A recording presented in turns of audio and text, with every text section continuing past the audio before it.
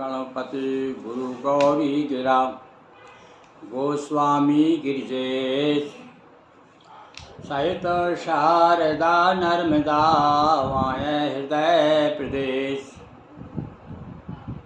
वंदो हनुमत लखन संगो रिपुहन भरत सुजान सिया राम जी को नमनो गाऊँ मानस गान सियावर रामचंद्र पद जय शरणम। भगवान शिव और पार्वती वट के नीचे बैठे हुए हैं, वार्तालाप चल रहा है। बार बार विनय कर रही हैं भगवती पार्वती, हे प्रभु हमें उस रघुपति की कथा सुनाइए जिसके कारण पूर्व जन्म में हमें विपत्ति आ गई थी, और वो चराचर जिनके बारे में मुझे आज भी भ्रम बना हुआ है, और उनका कैसे जन्म हुआ, विवाह कब हुआ, कैसे विवाह हुआ, किस प्रकार से वनवास हुआ, कैसे रावण मारा, सारी कथा आप लोग इति वृत्तात्मक पूरी सुनाने की कृपा करें। और पुनि प्रभु कहे उस तत्व बखानी जय विज्ञान मगन मुनि ज्ञानी।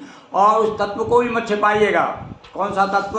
जिस तत्व में रत रह करके और बड़े बड़े मुनि ज्ञानी डूबे रहते हैं, जिस तत्व के का आनंद लेते रहते हैं।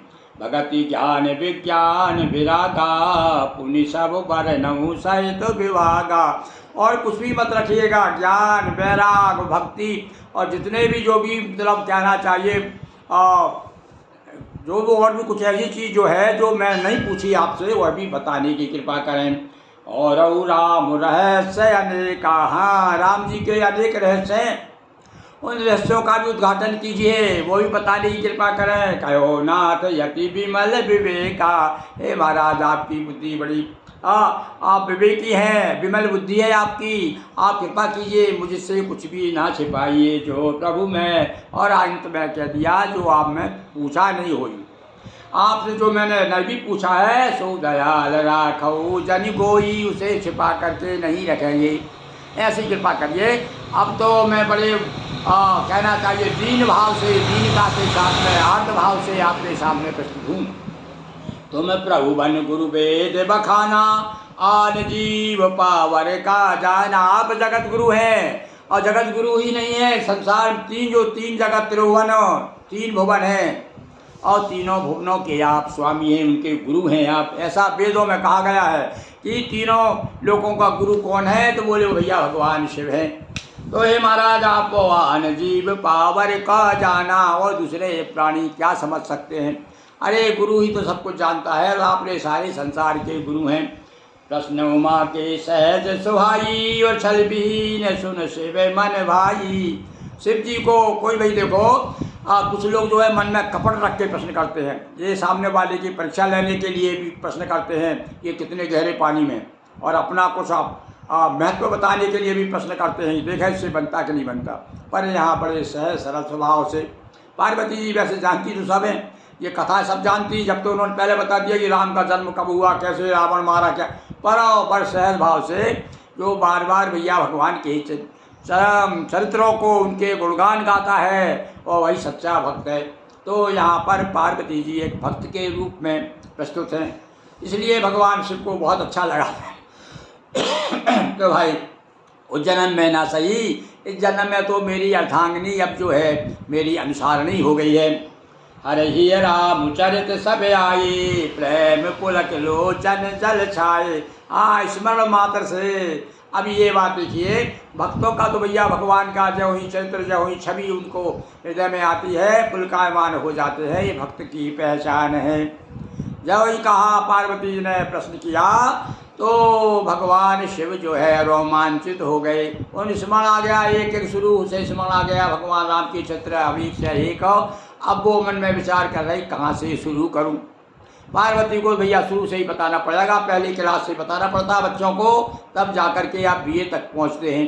तो ऐसा ही प्रसंग शुरू से ही लेंगे। अब श्री रघुनाथ रूप आवा, और परमानंद अमित सुख पावा, नाम रूप दो ईश उपाधि, पहले तो नाम आया, पहले तो चरित्र आया और उसके बाद में फिर रूप का स्मरण किया। जो ही देखा भगवान का रूप, आहा क्या रूप है, यार ऐसा रूप जब मूर्ति के माध्यम से हम दर्शन करके अघा जाते हैं, अघाते नहीं हैं, देखते रहते हैं और इच्छा होती है कि और देखते रहें और देखें। अभी अभी हमारे रामलला देखिए और कितना परिश्रम के बाद में कलाकार ने किस प्रकार से प्रस्तर को जीवंत कर दिया और जब उसकी प्राण प्रतिष्ठा हुई तब तो भैया ऐसा लगता है सारा संसार झुक गया उनके सामने।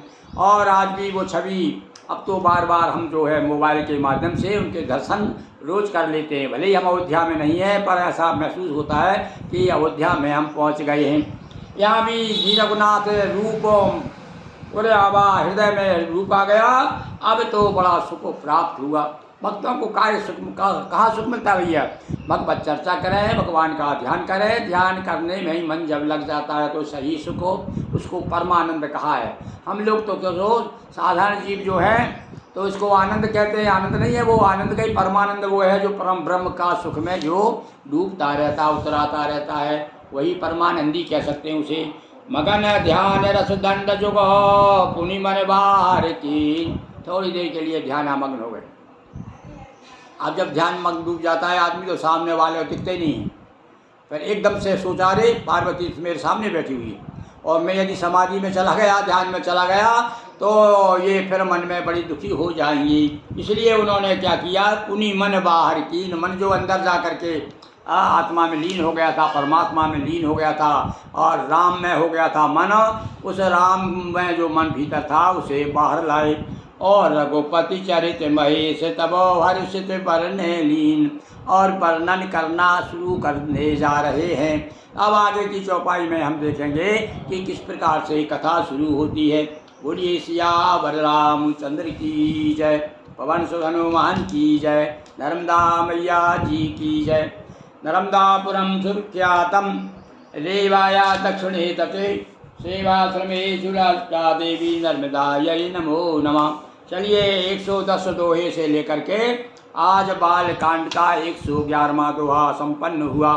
बोलिए मेरे साथ आप भी सियावर रामचंद्र की जय, उमापति महादेव की जय।